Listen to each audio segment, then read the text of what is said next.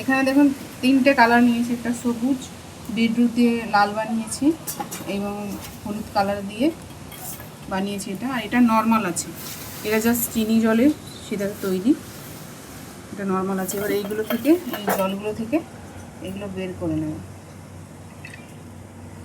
বের করে এভাবে থালায় একটুখানি রোদ্রে দিতে হবে যাতে রসগুলো একটু মরে যায়, গায়ে গায়ে যাতে না লেগে থাকে। এইভাবে রসটাকে বের করে দিতে হবে। কালারটা দেখুন জাস্ট,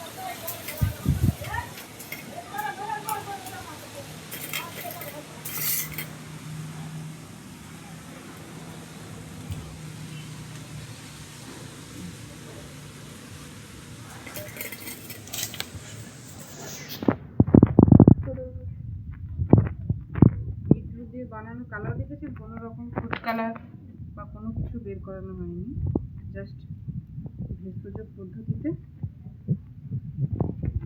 এবার এখানে এগুলো শুকনো হওয়ার পালা। এইভাবে আপনি তৈরি করে অনেকদিন ভাবে স্টোর করেও রাখতে পারেন, এগুলো নষ্ট হবে না।